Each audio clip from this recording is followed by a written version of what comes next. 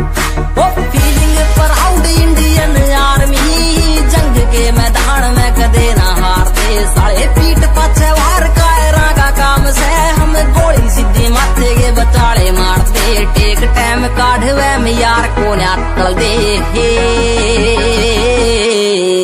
ओ ऊंचे से विचार सच्ची नीत पक्के यार, गदे पीठ पाछे वार को न्याक कर दे।